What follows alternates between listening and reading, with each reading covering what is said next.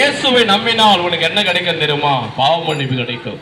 இந்த உள்ளத்திலே இயேசுவை ஏற்றுக்கொண்டால் அவர் உனக்கு சமாதானம் தருவார். இந்த இயேசு கிறிஸ்துவை நம்பினால் உன் கண்ணீரெல்லாம் துடைப்பார். இந்த இயேசு கிறிஸ்துவை நீ விசுவாசித்தால் உன் பாவங்களாம் மன்னிப்பார். இந்த இயேசு கிறிஸ்துவை நீ விசுவாசித்தால் உனக்கு என்ன கிடைக்கும் தெரியுமா? மரித்த அந்த நித்திய ஜீவன் கிடைக்கும். ஏன்னா இயேசு கிறிஸ்து அதற்காக தான் அந்த பூமிக்கு வந்தார். வருத்தப்பட்டு பார சுமக்கிறீர்களே, நீங்க எல்லாரும் என்னிடத்தில் வாருங்கள், நான் உனக்கு இளைப்பாது தருகிறேன் என்று ஆண்டவராக இயேசு சொல்லி இருக்கிறார். அன்பான சகோதர சகோதரிகளே, சமாதானம் இல்லாமல் இருக்கிறீர்களா? நிம்மதி இல்லாமல் இருக்கிறீர்களா? வாழ்க்கையிலே கண்ணீரோடு நீ வாழ்ந்து கொண்டிருக்கிறாயா? வாழ்க்கையிலே துக்கம் இருக்கிறதா? உன் வியாதி சுகமாகாமல் இருக்கிறாயா? பாவத்திலிருந்து உனக்கு விடுதலை இல்லாமல் நீ வாழ்ந்து கொண்டிருக்கிறாயா? இந்த இயேசுவை நீ நம்பிப்பா, இந்த இயேசுவை நீ விசுவாசித்துப்பா, இந்த இயேசுவை நீ நம்பிப்பா. நிச்சயம் ஆண்டவராய் இயேசு கிறிஸ்து உன் பாவங்களை மன்னிப்பா. இந்த இயேசு கிறிஸ்து உன் வியாதியை சுகமாக்குவா. இந்த இயேசு கிறிஸ்து உன் கண்ணீரை துடைப்பா. இந்த இயேசு கிறிஸ்து உனக்கு சமாதானம் கொடுப்பா. இந்த இயேசு கிறிஸ்து உனக்கு நிம்மதியை கொடுக்கிற தேவன் அவர். இந்த இயேசு கிறிஸ்து உன்னை வாழ வைக்கிற தெய்வம் அவர். இந்த இயேசு கிறிஸ்து உனக்கு நன்மை செய்கிறவராக எங்கள் மூலியமாக இந்த வார்த்தை மூலியமாக உங்களோடு பேசிக் கொண்டிருக்கிறார். அன்பான சகோதர சகோதரிகளே, இயேசு கிறிஸ்துவிடத்திலே ஒரு பரிசேயர் ஒரு விபச்சாரம் செய்த ஒரு ஸ்திரியை கொண்டு வந்து நிறுத்தினார். இயேசுவே, இவள் பாவம் செய்திருக்கிறாள், இவள் பாவம் செய்திருக்கிறபடியால் நியாயப்பிரமாணத்தின் பிரகாரம் இவள் மேல் கல்லெறிந்து கொள்ளலாமா என்று பரிசேயன் இயேசுவிடத்தில் கேள்வி கேட்டான். அது இயேசு கிறிஸ்து என்ன சொன்னா தெரியுமா? இவள் பாவம் செய்தாளா, நீங்க பார்த்துட்டீங்களா, கல்லெறிந்து கொல்ல போறீங்களா? சரி, உங்களுக்கு நான் ஒன்றை சொல்லுகிறேன் சொல்லி அவர் தரையிலே அவர் எழுதினார். அவள் சொன்ன நியாயப்பிரமாணம் சொல்லப்படுகிறது, பொய் சொல்லாது இருப்பாயாக என்று. பொய் சொன்னா உண்மையில கல்லெறிந்து கொள்ள வேண்டும் சொல்லி நீ அநேகர் இடத்திலே நீ பொய் சொன்னா, இந்த குடும்பத்தை பற்றி, அந்த குடும்பத்தை பற்றி, இவர்களை பற்றி, அவர்களை பற்றி நீ பொய் சொன்னா உண்மையில் கல்லெறியலாமான்னு சொல்லி கேட்டா, அந்த கல்லை வைத்திருந்த பரிசேயன் கீழே போட்டு போய்கினே இருந்தான். ஏண்டா நமக்கு வம்பு, நம்ம இந்த பெண்ணுடைய பாவத்தை சொன்னா நம்ம அந்த பாவத்தை இந்த இயேசு கிறிஸ்து கரெக்டா சொல்றாரு, எதற்கு இந்த வம்புன்னு கல்லை கீழே போட்டு போய்கினே இருந்தான். இன்னொருத்தருக்கு எழுதினார், நீ களவு செய்யாதிருப்பாயாக, அதாவது திருடாதிருப்பாயான்னு சொன்னாரு. நீ என்ன செய்த? பக்கத்து வீட்டுக்கு போகும்போது செல்போன் எடுத்து பாக்கெட்ல போட்டுக்கிட்டு யாருக்கும் தெரியாம அழகா வந்துட்டு திருடுனா உண்மையில் கல்லெறிந்து கொள்ள வேண்டும் சொல்லி நியாயப்பிரமாணம் போட்டிருக்கிறது, உண்மையில் கல்லெறியலாமான்னு கேட்டார், எழுதினாரு. அப்ப அவன் நினைச்சான், ஐயோயோ எதுக்குடா வம்பு, இந்த சரீரத்துல பாவம் இருக்கிறது, நம்மனதோ ரொம்ப நீதிமான், நம்மனதோ ரொம்ப நல்லவன், நம்ம ரொம்ப பரிசுத்தவான், நம்ம ரொம்ப தியாகி, நம்ம தான் இந்த உலகத்துல ரொம்ப நல்லவன் நினைச்சு இந்த பெண் எடுத்த பாவம் இருக்கு சொன்னமே. ஆனா நம்ம பக்கத்து வீட்டுல போய் செல்போனை திருடிகளை பாக்கெட்ல போட்டு வந்தது. இவர் கரெக்டா சொல்றாரு, எதுக்குடா இந்த வம்பு, இந்த கல்லை நம்ம மேல போட்டுருவானுங்க சொல்லி அவன் கல்லை கீழே போட்டு போய்கினே வந்துட்டான். இன்னொரு ஆண்டவர் எழுதினாரு, பிறருடைய நீ வேதத்துல சொல்லப்படுகிறது, ஒருவள் விபச்சாரம் செய்தால் அவள் மேல் கல்லெறிய வேண்டும் என்று.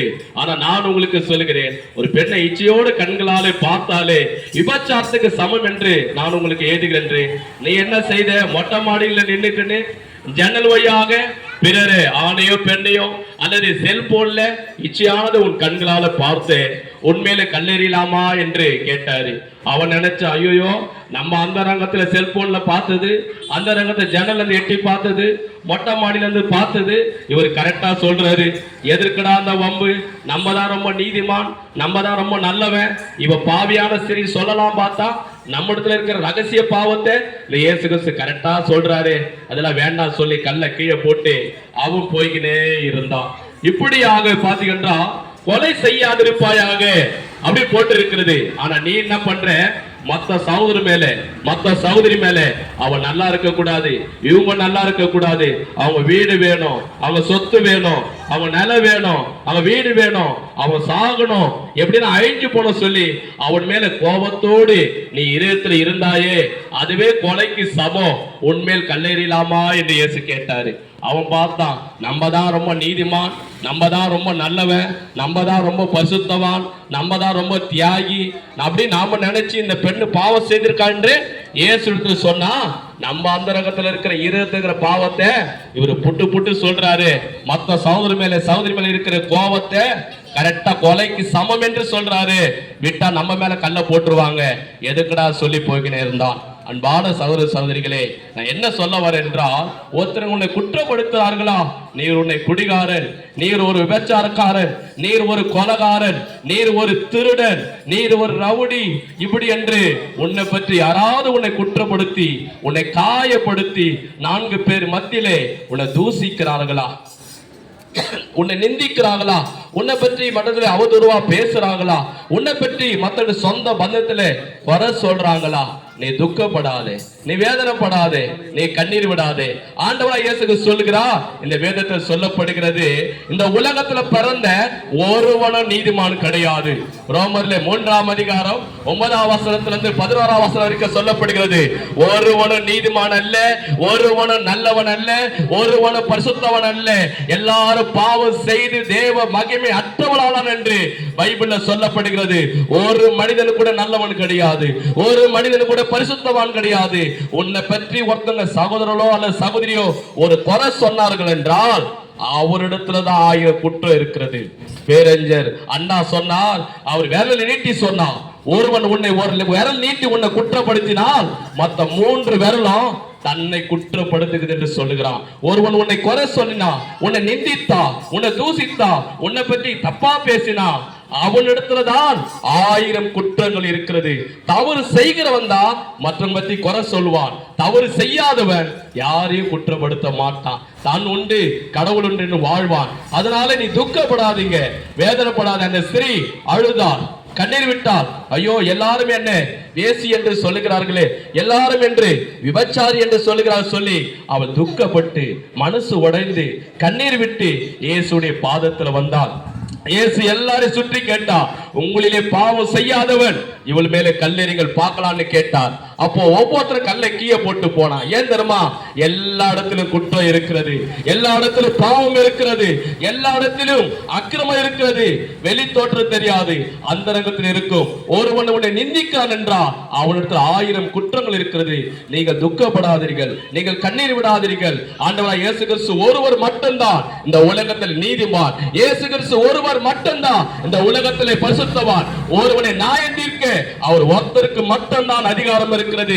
இயேசு கிறிஸ்து ஒருவர் மட்டும்தான் ஒருவனை நரகத்திலே தள்ளவும் பரலோகத்துக்கு கொண்டு போகும் அதிகாரம் பெற்றவர். ஆகையால் இயேசு கிறிஸ்து சொல்லுகிறார், உன் பாவங்களை நீ மன்னிக்கிறேன், நீ பாவம் செய்யாது என்று சொல்லுகிறார். ஒருவர் மனிதனுடைய பாவங்களை மன்னிக்க இயேசு கிறிஸ்து ஒருவருக்கு மட்டும்தான் அதிகாரம் இருக்கிறது. இந்த உலகத்தில் எந்த மனிதனுக்கும் அதிகாரம் கிடையாது.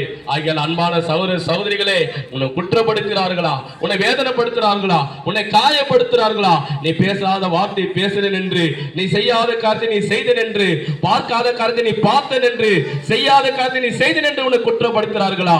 ஒரு நாள் நியாய தீர்ப்பு இருக்கிறது. எல்லா மனிதனுக்கும் இந்த உலகத்திலே நியாய தீர்ப்பு இருக்கிறது, எல்லாருக்கும் இருக்கிறது. ஒவ்வொரு விசுவாசிகளுக்கும், சபையில் இருக்கிற ஊழியக்காரர்களுக்கும், எங்களுக்கு கூட இருக்கிறது. ஒரு நாள் நியாயாதிபதியாக, நீதிபதியாக இயேசு கிறிஸ்து உட்காருவார். அவர் ஒருவர் தான் யாரு பாவி நரகத்து போக வேண்டும், யார் நீதிமான் பரலோகத்து வர வேண்டும் சொல்லி இயேசு கிறிஸ்து ஒருவர் மட்டும்தான் சொல்ல முடியும், வேற யாராலையும் சொல்ல முடியாது.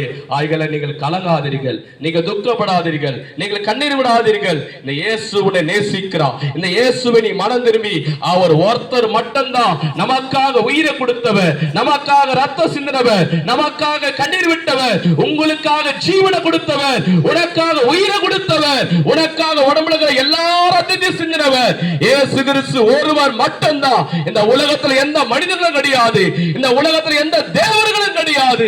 மரித்து 3ஆம் நாள் உயிர்த்தெழுந்த தெய்வம் இயேசு கிறிஸ்து ஒருவர் மட்டும்தான். இந்த இயேசுவை நீ மனம் திரும்பி உள்ளத்திலே ஆண்டவராக இரட்சகராக ஏற்றுக்கொண்டார், உன் பாவங்களா மன்னிப்பார், உன் அக்கிரமங்களா மன்னிப்பார், உன் சாபங்களா மன்னிப்பார், உன் வியாதியெல்லாம் சுகமாக்குவார், உன் கண்ணீரியாவே துடைப்பார். இந்த இயேசு கிறிஸ்து இந்த பூமியை சீக்கிரமா வரப்போகிறார். இயேசுவை நீ ஏற்றுக்கொண்டு மனம் திரும்பி பாவத்தை விட்டு அவருக்காக வாழ்ந்தார், அவருடைய வருகையிலே உனக்கு நித்திய ஜீவனை தருவார். இந்த ஆண்டவராகிய இயேசு கிறிஸ்து நாமே உங்களை ஆசீர்வதிப்பாராக. ஆமென்.